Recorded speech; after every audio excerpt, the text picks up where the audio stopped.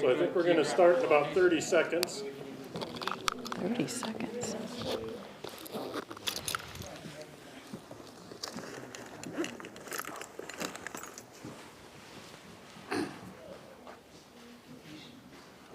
You ready? So good evening. I am Josh Hagan, Dean of the College of Letters and Science, and welcome to the Sustainable and Resilient Community Series, sponsored by the Tommy G. Thompson Center on Public Leadership and the UW-Stevens Point College of Letters and Science. The series is hosted by our School of Behavioral and Social Sciences and our colleagues in the Department of Geography and Geology and the Center for the Small City. Our hosts invite you to consider the policy implications of tonight's presentation for urban planning, community sustainability and resilience, and social, economic, and natural resource management. I hope you'll join us for the next event in this series, scheduled for Tuesday, March 12th, in the Portage County Public Library Pineries Room on navigating solar energy deployment in the urban-rural divide. I also welcome you to chat with our UWSP students and our Student Geo Club. Our students are passionate about the geospatial sciences, including geography and geology. Moreover, they are passionate about using geospatial technologies to help design more sustainable and resilient communities, urban places, and regions. We thank them for helping our faculty set up tonight's event. Please consider a donation to the Geo Club in exchange for maps, rocks, or minerals. Your donations will help our students arrange social, professional, and career events that lead to success in the geospatial industry. Finally, please help me welcome tonight's speaker, Janet Silbernagel. Janet is the Geospatial Solutions Director with Steigerwald Land Services Incorporated in Tomahawk, Wisconsin. There, she leads the Geospatial Solutions team, leveraging the latest technology to provide spatial analysis, data visualization, maps, interactive web, and mobile application. Janet's expertise encompasses geospatial technology, green infrastructure, landscape ecology, landscape architecture, regional ecology, and sites sustainable design. Tonight, Janet will describe her work as part of a consulting team that planned for community resilience after the unprecedented southern Wisconsin flooding. Janet will share her work in geodesign to strategically locate green infrastructure features within the Black Earth Creek watershed. She will describe strategies that help build resilience against unexpected events. Please help me welcome our speaker, Janet.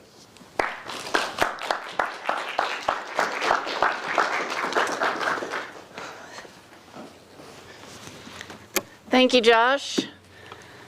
Good evening. Can you hear me okay?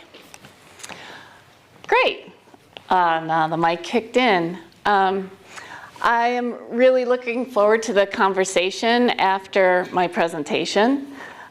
So to plant a seed for that, I want to start off by asking you all to think about a personal experience, your personal resilience experience. And that maybe comes from an illness or an injury, trauma or loss of some kind, or a weather event. Just think about that experience and why it resonates as resilient, or a resilience experience for you. And one that we can all relate to is having come out of COVID. So we are here, we're resilient from that. I think about my dad, who lived a very long life, and today would be his birthday. So I'm going to honor him with a little bit about that. He, as I said, he experienced many huge challenges throughout his life and always came back to find joy in different ways. And so he grew up in the Madison area. He loved the lakes. He built his own sailboat out of an old dinghy. He rowed for UW-Madison crew. And he sailed with me throughout my childhood on the Madison Lakes. And so as he got older and weaker and couldn't get on and off boats easily or comfortably or safely, his request was that we take him in the van back and forth across the Merrimack Ferry, across the river. And that was his way of being on the water. So he found a way to adapt and continue to find enjoyment and be resilient in the face of aging and weakness and other challenges. And so that brings me to the river. The Wisconsin River kind of connects us from here in Point, where I work for Steigerwald in northern Wisconsin. And by the way, that's my current position. Silvernail is my own personal business under which I did some of the work I'll be presenting tonight. So that's why they're both there. And it connects down to where, the river connects down to where I live. And so despite the love of water that my dad had, and even riding the ferry across the river, as a teenager, my parents had 3 simple rules or warnings for me. Don't drink too much, date nice boys, and stay away from the Wisconsin River. And of those, I heeded the 3rd one pretty well, because I had heard enough from them about how dangerous it could be. And a few years ago, a family in our community lost their son to the river. And so this is another story of resilience, right? Tragic. For weeks and months, families in the area came around them with support, with food, with help searching the river, holding candlelight vigils along the river. And slowly, little by little, they're coming back. The family is regaining strength, and so is the community. And so what's emerging out of that is a way to see how people can come together and, as a larger community, be resilient, even though that loss will never, that will never change. But as a community, we can be stronger. So there is a point to this. One is that nature, especially water, and especially now with more and more frequent extreme events, can be incredibly powerful. And communities, being the makeup of people and place,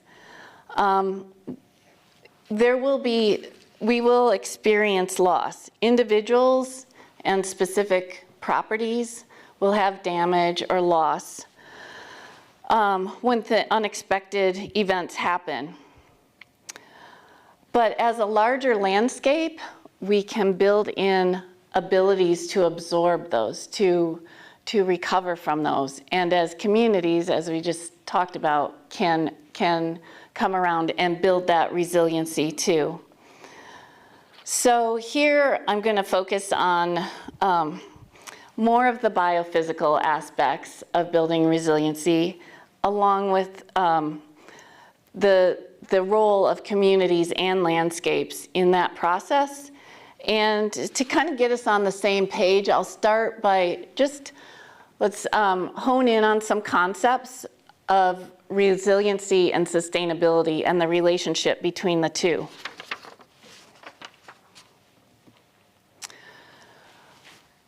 Okay, so many of you have probably seen this Venn diagram for sustainability that has environment, economic, and social. And this one is just a variation on that for development. So sustainable development is the intersection of those. And a definition for sustainability from NEPA is to create and maintain conditions under which humans and nature can exist in productive harmony that permit fulfilling the social, economic, and other requirements of present and future generations. So what we often hear in sustainability is something about harmony and protecting that for future generations. That's kind of a baseline for sustainability.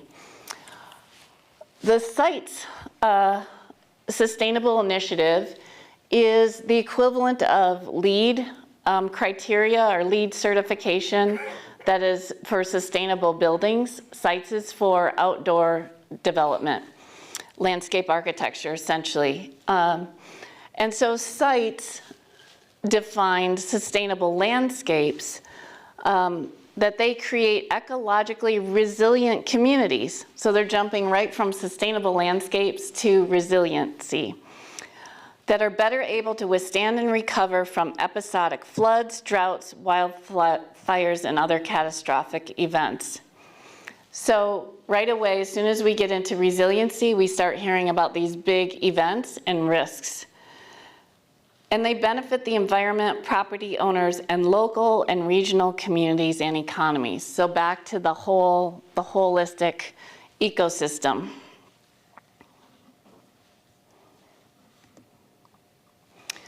So moving further toward resistance, I like this illustration from Harvard. Be like the bamboo, bend but do not break. So a fellow landscape ecologist, landscape architect, Jack Ahern, wrote that rather than aspiring to develop an idealized spatial form, and he's talking about sustainability there, that sustainability seeks this idealized form, it needs to be challenged to build the resilience capacity. And that resilience theory can be thought of as another dimension of that tripod of sustainability, the fourth dimension. Now, getting a little more into the nitty-gritty of resiliency, the ability of a system to absorb disturbance and still retain its basic function and structure. And from the Milwaukee Metropolitan Sewerage District's resilience plan, so taking it more closely, improving climate resilience involves assessing how climate change will create new or alter current climate-related risks and taking steps to better cope with those risks. So again, it's assessing the potential hazards, the potential for extreme shocks, anticipate, as it says, remember that I have a pointer here, up there at the top. There we go. There, anticipate, prepare for, and respond to hazardous events. So I really like these graphs from the climate resilience toolkits. Business as usual, and then a big hazard happens and the response drops way below the tipping point. There's some recovery, but the thought is it never gets back to where we were. Whereas if you take time to invest in building resilience, then when that hazard happens, there's a loss, there's a response, there's recovery, and back up at least to where we were. So that's what we want to design for. Well, what do we need to know and ask? Well, I take a landscape ecology perspective, and as I said, my focus is on the landscapes and communities. So it's kind of two-pronged here. An understanding of the landscape patterns and processes, first of all, and Graham Cumming called this spatial resilience, which focuses on the location, the connections, how things move through the landscape, what's the proximity of one thing to another, what are the dynamics over time, how it functions.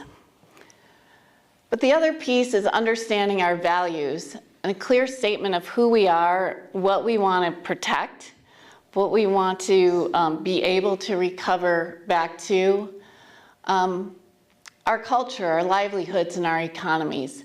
So that's what Cumming calls the socio-ecological system, and as do many others.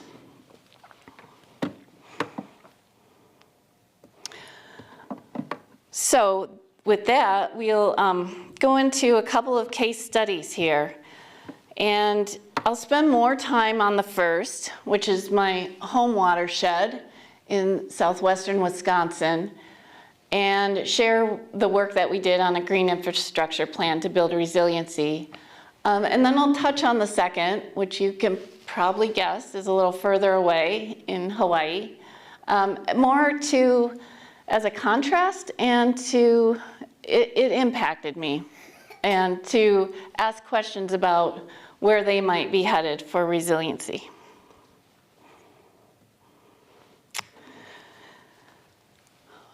So back to the river. Here's the Wisconsin River coming down just northwest of Madison. And this is the Black Earth Creek watershed. So it is a tributary of the river. It sits at what we call the gateway to the driftless area. So right on the edge of where the terminal moraines and where our landscape was not covered by glaciers. And so we have steep hills and ravines and wooded slopes, and in between all that, rich, rich farmland. And then Black Earth Creek, which is at least regionally known as a very popular, super high quality cold water trout stream. And so people come from Chicago, from up north, all over to fish this creek. So that's kind of the geographic context, and a little bit about the culture, and that it's a farming and recreational, and like many communities in the driftless area, a bit eclectic too. Well, on August 1st, 2018, I made my new home in the Black Earth Creek watershed. And on August 20th, a catastrophic flood came, and this is a video that I wonder how I can get it to play. It doesn't matter, because it works as a still image too. But so through the night of August 20th to 21st, over 15 inches fell within 24 hours. The most intense of it right over the village of Black Earth.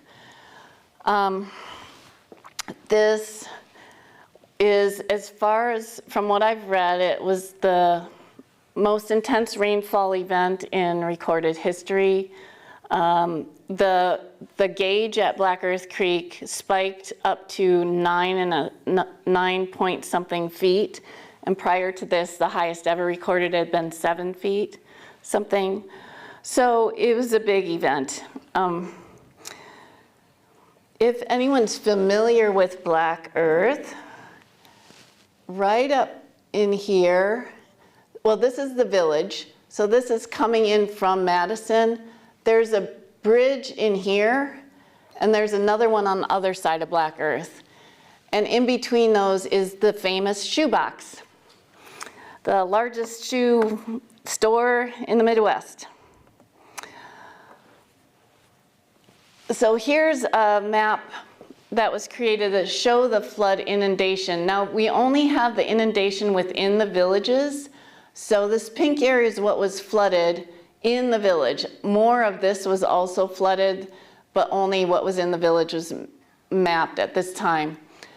The blue is the 100-year flood zone.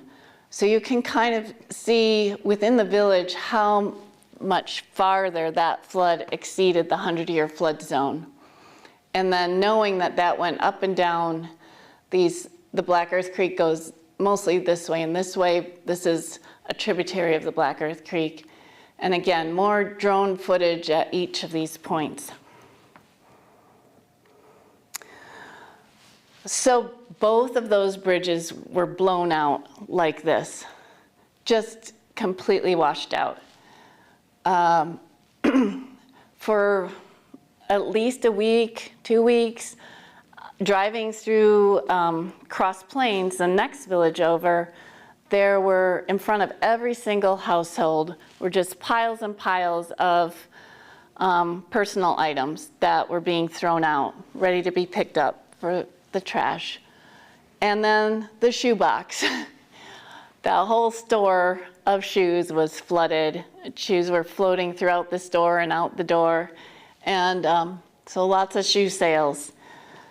So the community, of course, responded, came around and helped people who lost so much. Bridges, they were able to get, I'm not sure of the entity, but, and what do you call it when something goes fast? Anyway, a super fast reconstruction timeline, accelerated. So within about 4 months, both bridges were rebuilt, which is pretty unheard of, but they were essential to the town. So that's the response. Things happened, and gradually over the year, people recovered. About 2 years later, FEMA funded a project to develop a green infrastructure plan. And this was directed by, went through the Capital Area Regional Planning Commission.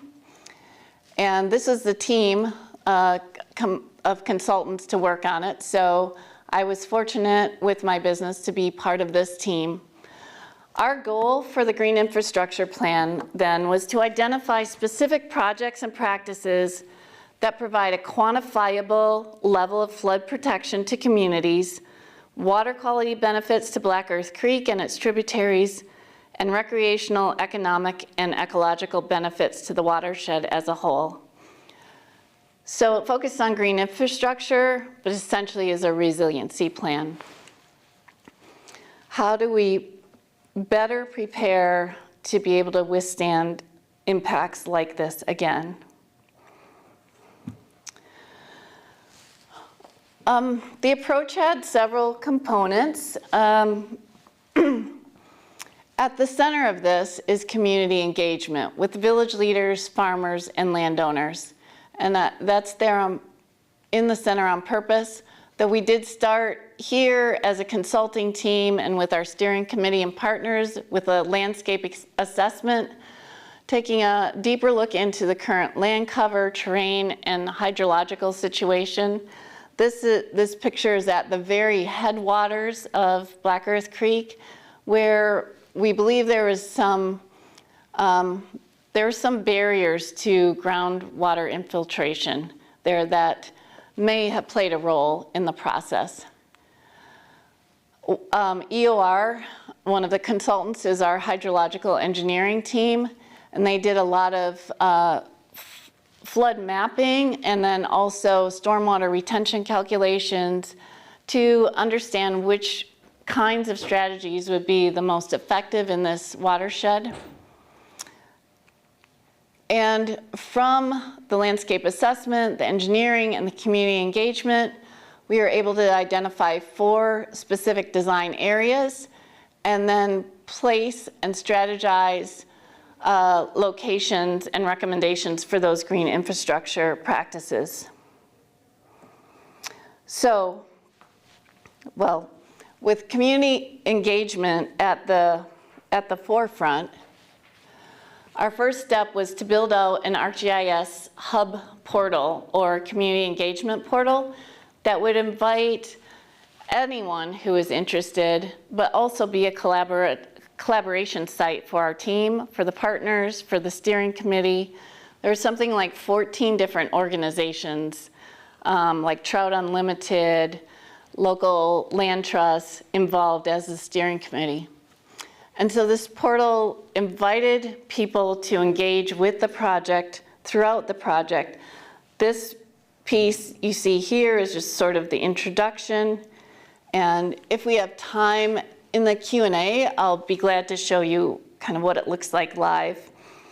But another piece of it, just scrolling down that same page, invites people to follow the initiative, invited people to events, to complete surveys, and to add their input on maps about what kinds of green infrastructure they're interested in and where.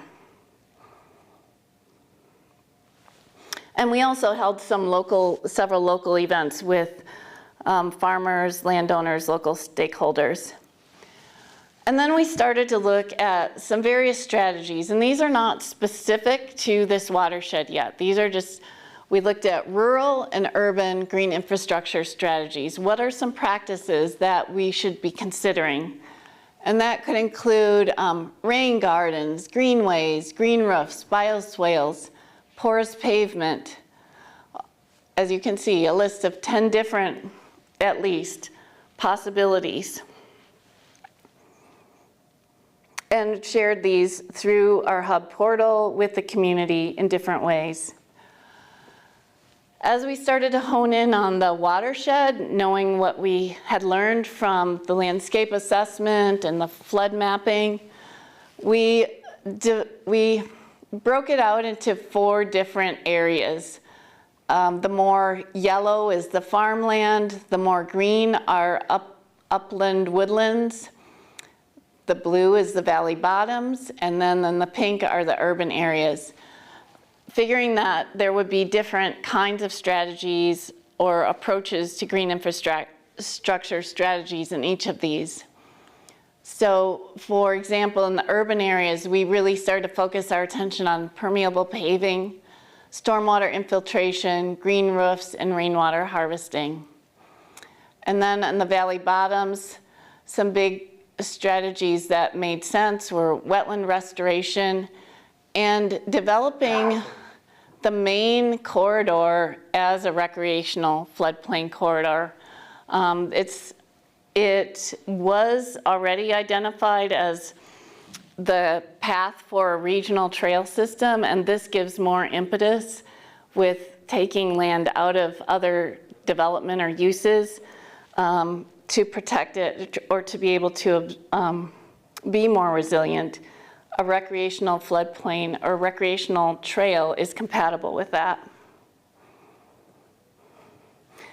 And as I said, then back to the hub portal, we had we put up an interactive web map that invited all of the followers and community members to sign in and place their ideas for green infrastructure strategies. So this is what the invitation looks like, and then here's somebody placing one with a little description of what that would be.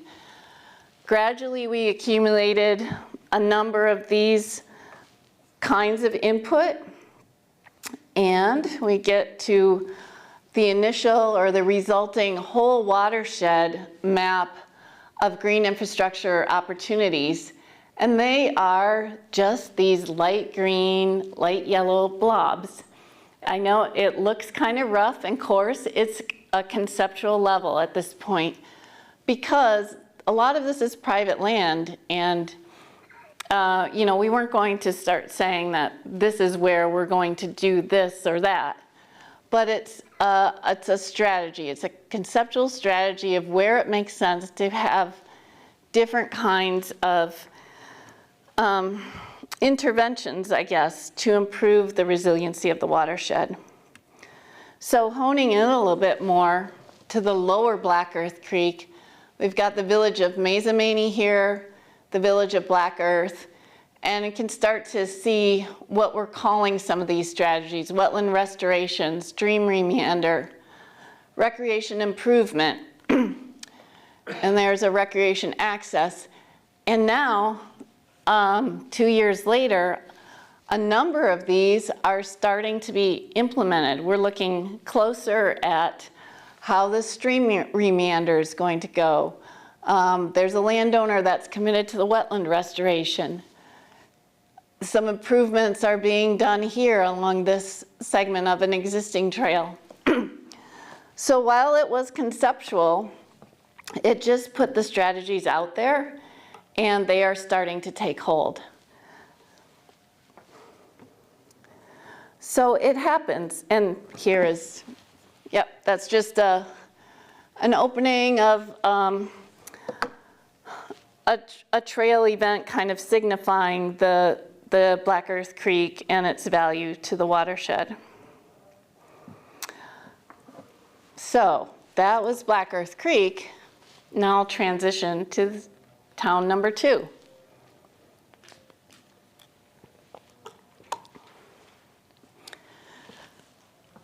So this past September, my family and I had planned to take a vacation to Hawaii, to Maui. And 6 years after the Black Earth Creek event in August, on August 8th, Lahaina, the village of Lahaina on Maui, suffered an incredibly tragic wildfire.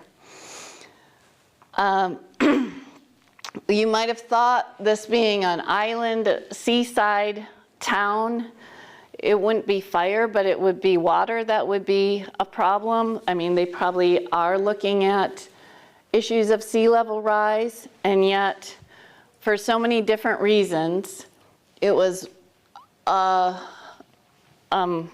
devastating wildfire that swept through this town in a matter of hours, causing terrible, severe impacts.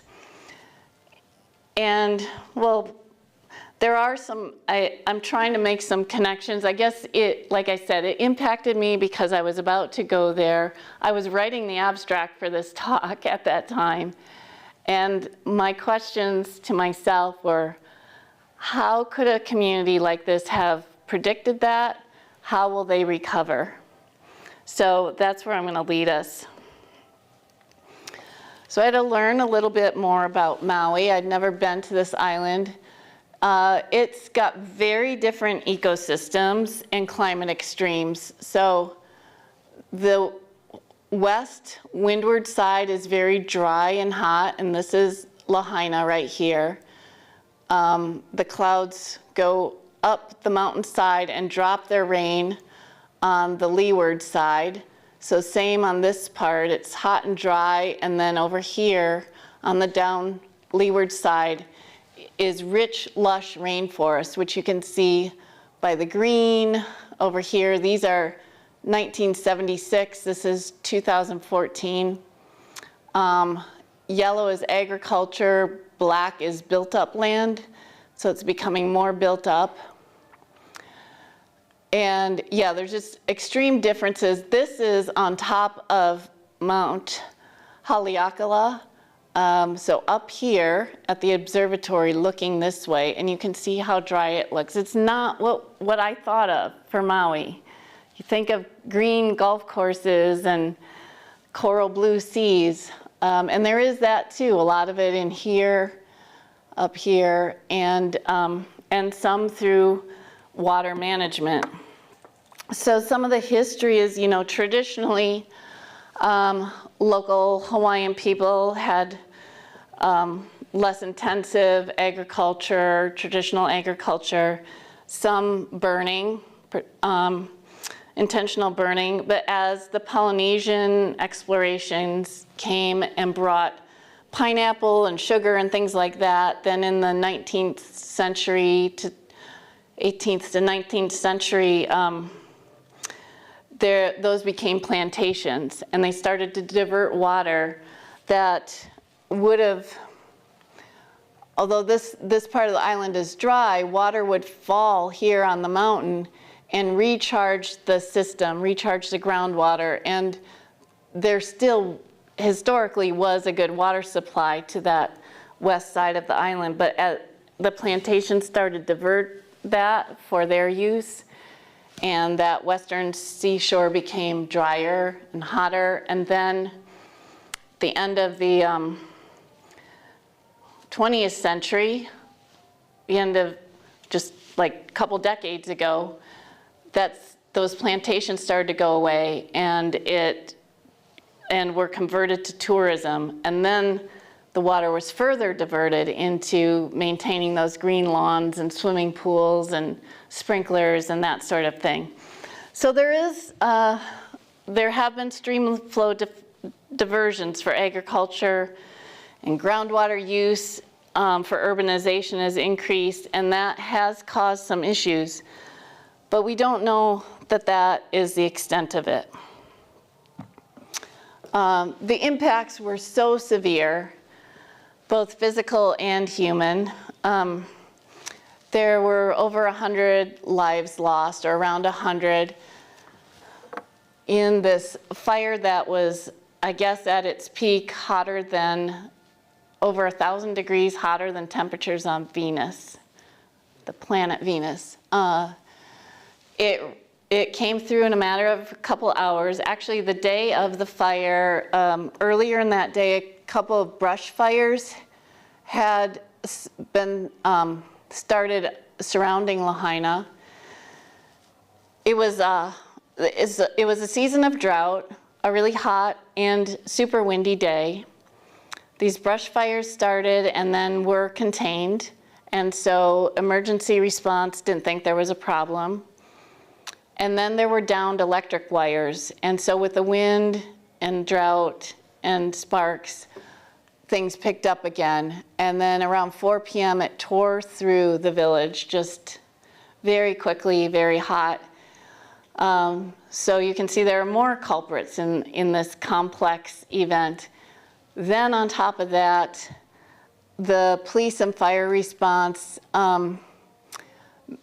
misjudged the situation and tried blocking roads, thinking that they were keeping people safer and away from fires, when instead hundreds of cars, people in cars, were trapped on Front Street right downtown here.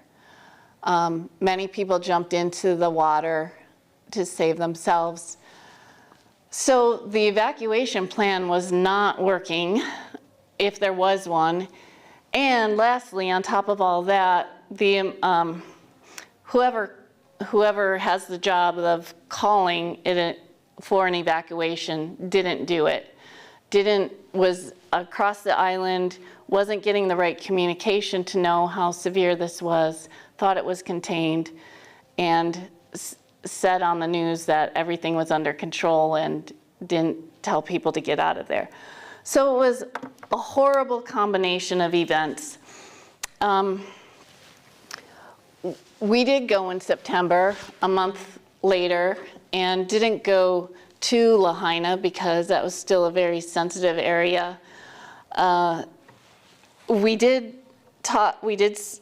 see some of the impacts around, and one of the interesting ones was that the local people are really angry about this. They're really angry about how everything went down. The response, especially government response. And so they've taken these hundreds of burned cars, or taken some of them and placed them around the island as protest symbols. So they've written things on them to express their anger.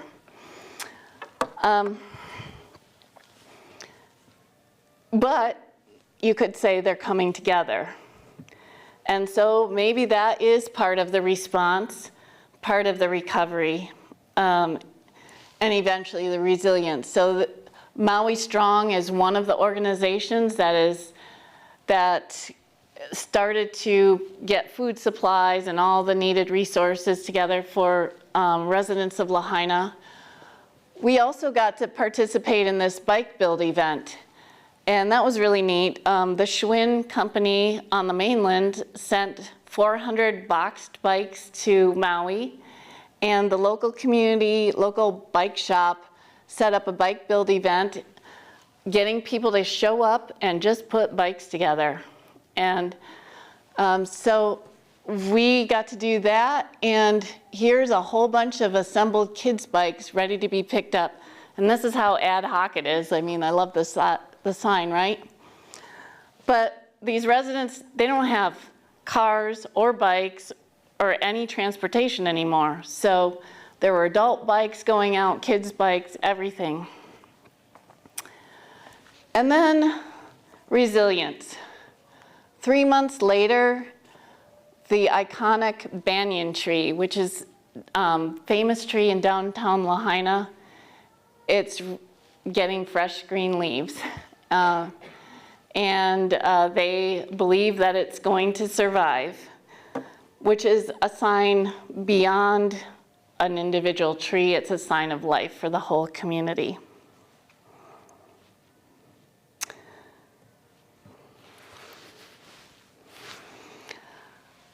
Okay, so, well, I guess before going to that slide, so this comes back to my questions now. I don't know the answers. I can't, you know, the causes behind this are very complex in itself. To think about how Maui or the community of Lahaina will build resilience is also a question. Will there be changes to the land use, going back to something that would protect the water recharge better? Would there be changes to the water policy and what's allowed to be diverted? Or there was so much diverted that the fire hydrants were dry when the fire trucks did try to hook up. Will there be changes to traffic flow in town, or at least to evacuation plans? I really don't know this community well enough to ascertain what a resilience plan there might look like. But I think it will be interesting to watch. And on top of this event that was, yes, there were signs leading up to it if you looked. The things that we talked about, drought, high winds, but it's not what you would have predicted for Maui, right? They might be planning for sea level rise. So on top of being better prepared for these unpredicted events, there are still these ongoing kind of chronic changes. So the common themes I see between these two towns and other towns like them is that unpredictable, disruptive events are going to happen.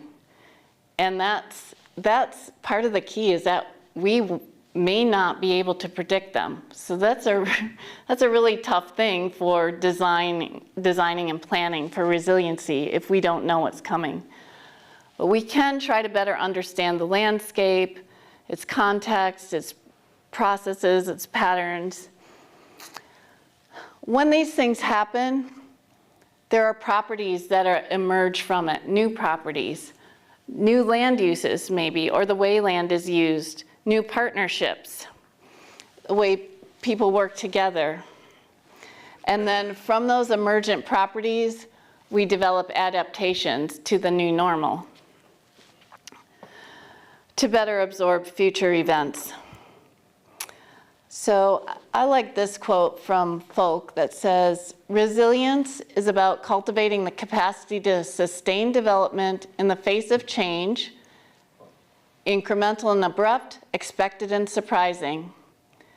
It's a subset of sustainability science and focuses on complex, adaptive, and truly intertwined socio-ecological systems of people, communities, and economies." Like, that puts it all together for me.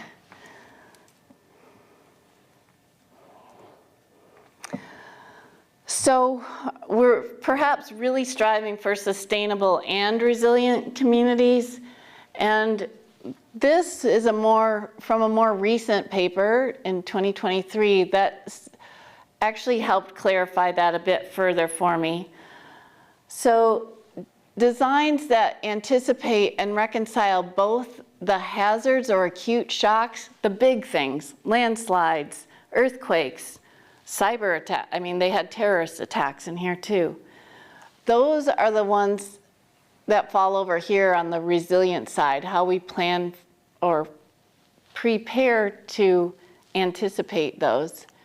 And then there are the long-term chronic and cumulative stresses like sea level rise, pollution, and poverty. And working to overcome those is sort of an ongoing process for building sustainable communities. And then these authors go into this intersection more of safe and inclusive cities from that. So, sustainable and resilient design for landscape and communities. There's going to be a response when an event happens. There's going to have, I mean, that maybe isn't part of the design process, but people will one way or another respond, and maybe we can be better prepared for how that happens, like with evacuation plans, knowing what the risks are, anticipating. Then there will be a slower process of recovery and eventually moving back toward resilience. And again, Jack Ahern put this in a statement about being forward thinking, where strategic systems level thinking is needed for planning and design for urban sustainability and resilience in a non-equilibrium context. That's, you know, when it's a complex system, that things are going to happen.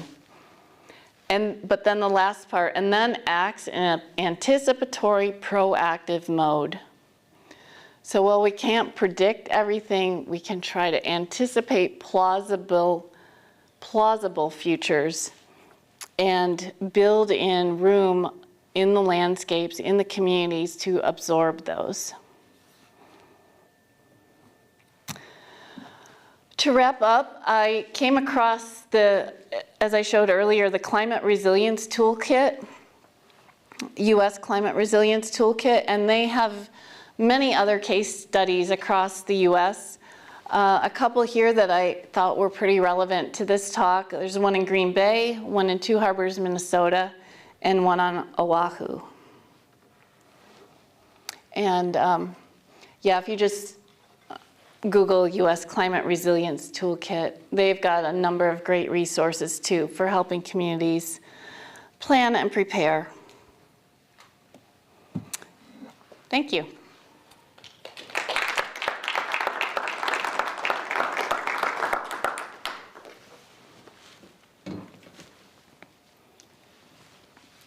All right, if you have any questions for our speaker, now's the time.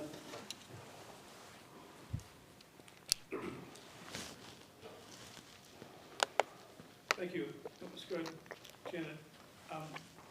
Geography has, for a long time, had a subfield called natural hazards research. And political science and sociology have had a long-standing relationship to what you're talking about in the natural disasters.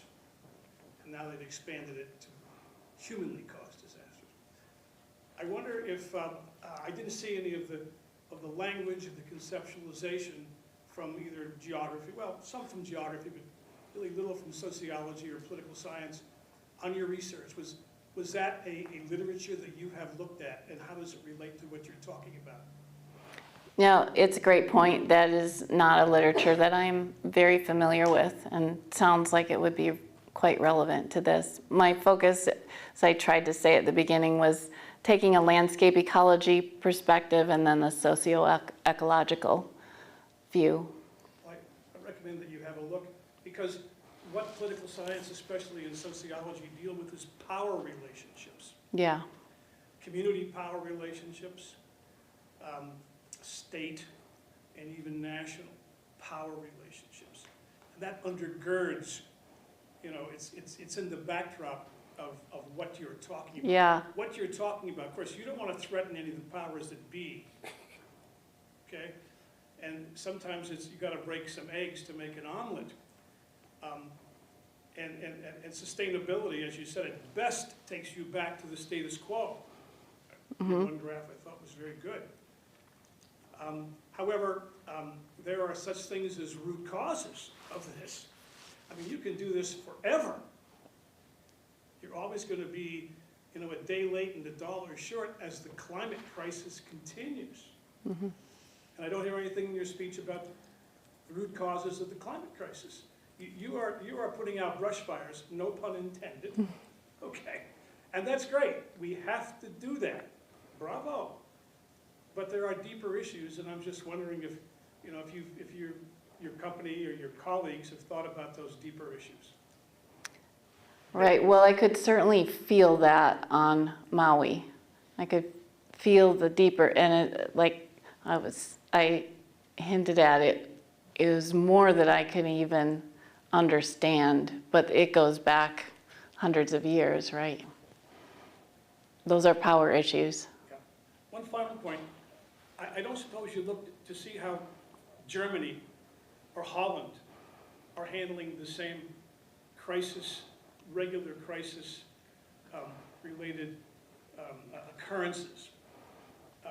You might find some very interesting things in Europe, which are countries are way ahead of us on climate change. And since they believe in strong government, and we don't, they mainly have government solutions to these. They rely on companies like yourself, you know, the private sector. We have the biggest private sector, of course, in the world. But you will find that the Europeans, the Italians, they have much more governmental infrastructure, governmental resources to address these things, which is not always good. The good thing about companies like yours is that you can be very flexible and you respond, and government bureaucracies can be very, you know, rigid. But I just finally urge you to might want to look and see what Germany's doing. I know if you're from Wisconsin, you're probably German, since we're the most German state, and 40% of us claim German ancestry, according to the census. And Germany, I think, is quite up the road on dealing with what you're talking about. Yeah, I lived in Switzerland for a little bit, and I was, in preparing for this, I was thinking about Amsterdam and Venice, and just how extreme water rechannelization, right? And yet it's lasted for centuries. Just led me to wondering more. Obviously, didn't have time to dig into that further, but. There's a question back here in the hat. So when you say like sustainable communities, are you talking about just like cities, towns, and villages, or like states and nations as a whole? Yeah, great question. I use communities kind of loosely to mean a community of people in a place, and that can be a region, town, village. You know, when you get to city size, then it's usually more like neighborhoods that form a community, but it's a group of people that are centered around a specific place and have some common shared culture, shared experience, shared attachment to that place. Gotcha. Because I was wondering about that when you talked about Maui, and I've read a lot about how the Maui residents in Lahaina have criticized like the federal government's FEMA's response to the disaster and how it's been slow, and they don't feel like they're really being treated with the same respect that many of like people in the contiguous United States are feeling. And I feel like it's important to recognize that we are like a community of like the whole 50 states, and that we should support each other like that. And I feel like there is some work that needs to be done there. Yeah. I agree. We had that conversation many times at home, wondering why we can send so many resources in different directions from the mainland, but so few resources were going there. I mean, it took the president weeks to get there to visit, for one thing. But yeah, I exactly understand your question. I guess I just had a little bit of a lighter question. I was going to school here in 2018, and it was, I'm pretty sure, summer break, when I went to work and there was a huge storm. I worked at an outdoor recreation shop. There was a huge storm, and the entire next day we closed because all of Stevens Point was like decimated effectively. I tried to bike the Green Circle Trail and you had to hop over trees.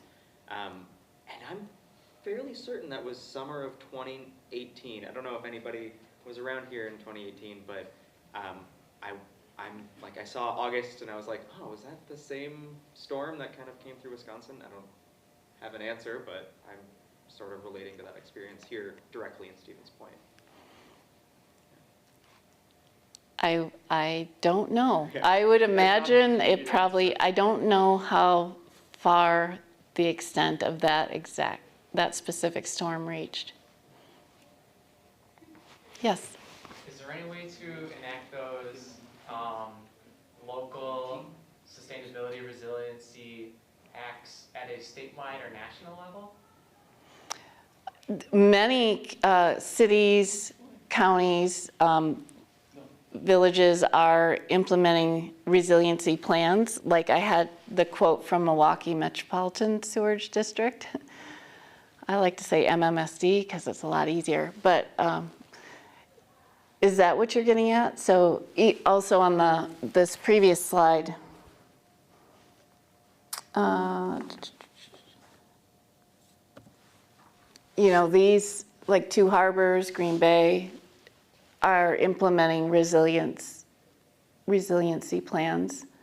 So it's not a policy per se, or it's a very local policy or strategy. Is that what you were asking? I was wondering if there is such a way, or if it's even necessary to start sustainable development at a larger than local scale? Ah, okay.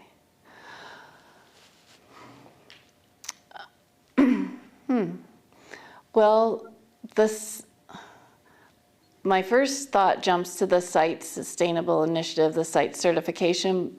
That's actually it's a global program, mostly focused in the US, but it's for specific sites. So it's not looking at like a wall-to-wall coverage of a larger region. It's looking at, but it's applying same standards to sites anywhere, any kind of development.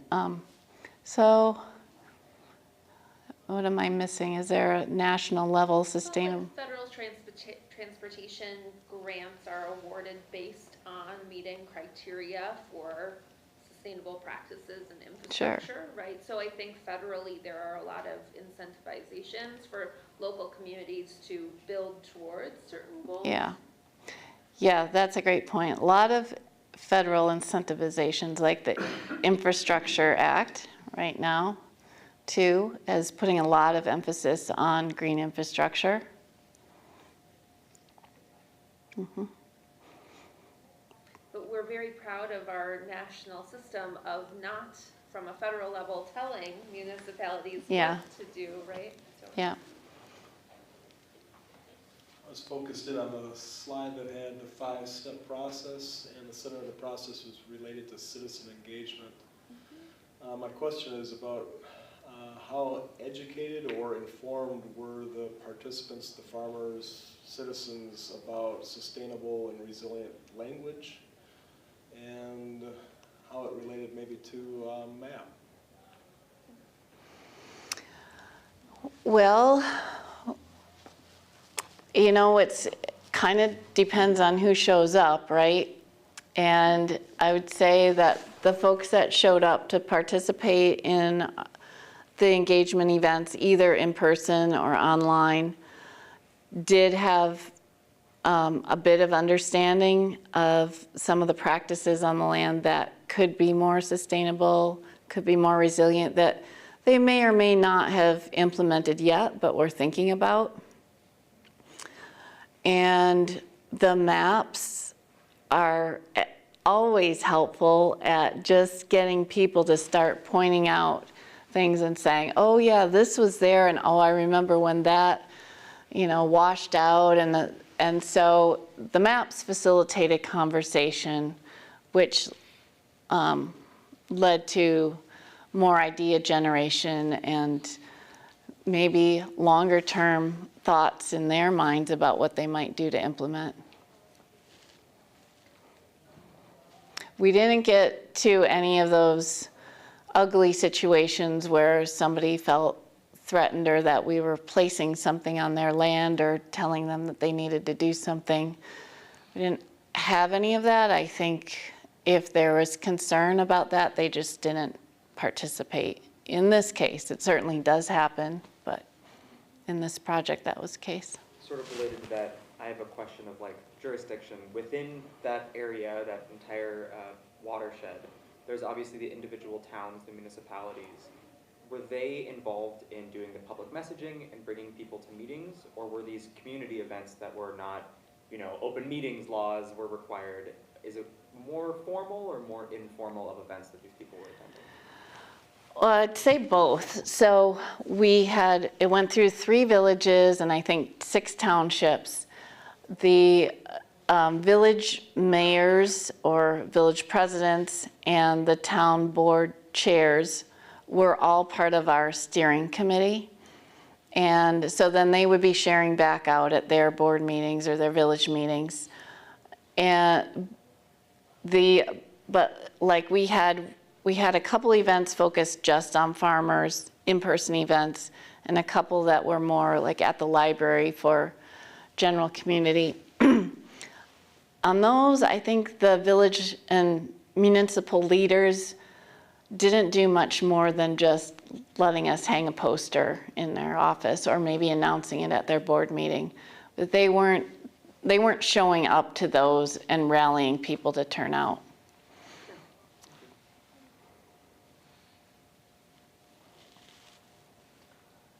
All right, any last questions for our speaker, Dan? All right, then let's offer our speaker a nice round of applause for the presentation. Also, a reminder, if you haven't had a chance to speak with our students at Geo Club, to do that, they have some maps and minerals and rocks that are available for donation to help fundraise for the team. For students that are here that don't want to leave hungry, there's 10 more boxes of pizza. I hope that each of you will take a box of pizza home with you. Wow. And celebrate a good presentation, and thank you for coming.